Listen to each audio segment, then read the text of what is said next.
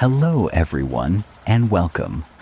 Today we're going to talk about something many people have experienced at least once in their lives. The feeling that a message or warning is coming from somewhere beyond our conscious mind. I'm a psychologist and philosopher, and in my work, I often receive questions like, how do we recognize these signals? How do we know if something is truly a warning about a situation that could affect us? There are generally two main ways people experience these messages. The first is through patterns and repeated events. Sometimes life seems to repeat itself in small but noticeable ways. You might encounter the same situation multiple times, hear similar advice from different people, or run into the same obstacle again and again. These repetitions can act like signals, almost like the 3 calls before a theater performance begins. The first signal might be easy to ignore, the second harder, and by the third, it becomes difficult not to notice. What's important is that these events are usually connected. They're not random. They form a pattern, and when you start to recognize that pattern, it may be worth asking yourself, what is this trying to tell me?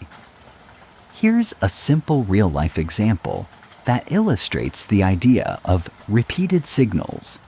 A possible career shift. Someone is working at a stable job in a large organization. On the surface, everything seems fine.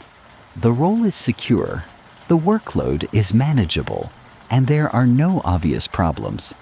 But over time, there is a growing internal feeling of stagnation, as if something is missing. They are not actively looking to leave. But then, small unrelated events begin to appear. First signal, isolated comment. During a casual conversation, someone mentions that the person might be well suited for a more creative field. It is said lightly, almost as an offhand remark. At the time, it doesn't feel significant and is quickly dismissed. Second signal, repeated exposure. A few days later, they come across content discussing burnout in corporate environments. The description feels surprisingly familiar. Shortly after, they start noticing more and more information related to different career paths, articles, videos, conversations, even advertisements. The same general theme seems to appear repeatedly from different sources. Individually, none of these moments feels meaningful, but the repetition begins to stand out. Third signal, structural change. Then a concrete disruption occurs at work. A project is delayed, changed significantly, or unexpectedly canceled. Around the same time, an unexpected opportunity or suggestion appears that aligns with the themes they have been repeatedly noticing.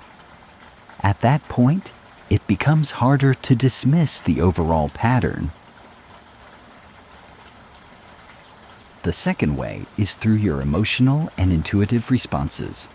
Our emotional world is incredibly complex, and even today it's not fully understood. But one thing is clear. Emotions play a huge role in how we navigate life. Have you ever suddenly felt a strong sense of unease?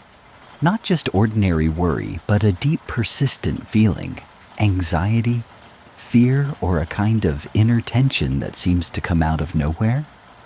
Sometimes people describe it as a gut feeling, or say, my heart is telling me something isn't right. When this happens, it's worth pausing. Instead of pushing forward automatically, take a moment to reflect. Ask yourself, should I really go ahead with this decision? If possible, use both intuition and logic. Think things through and, if needed, talk to someone you trust or a professional before acting. Let me give you a simple, neutral example. Imagine a teenager who is invited by friends to go out. Something completely normal, something they usually enjoy. But this time, for no clear reason, they feel uneasy.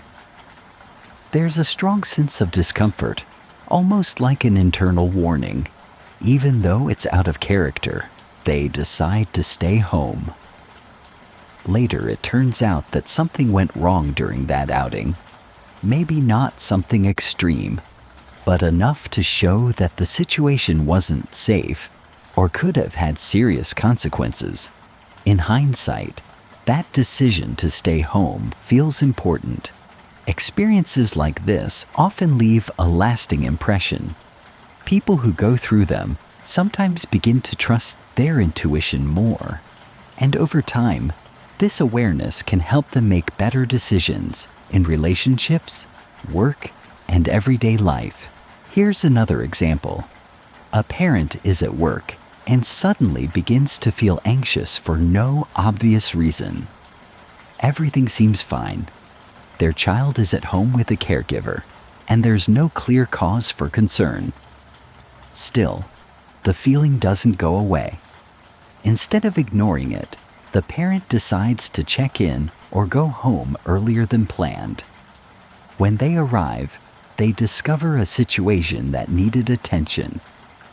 Perhaps not a disaster, but something that could have become a problem if left unnoticed. Again, the key point is not that something supernatural necessarily happened, but that the person paid attention to their internal signals and acted on them. So what can we take from all this? First, pay attention to repeated patterns in your life. If the same message keeps appearing in different forms, it may be worth reflecting on it. Second, listen to your emotions and intuition. Not every feeling is a warning, of course, but strong, persistent signals shouldn't be ignored. Your subconscious mind processes far more information than you're aware of. Sometimes it notices risks or inconsistencies before your conscious mind does. What we call intuition may simply be that deeper level of awareness trying to get your attention. So take a moment to listen to your experiences, your feelings, and the patterns around you. And hopefully, the signs you notice will guide you in a positive direction.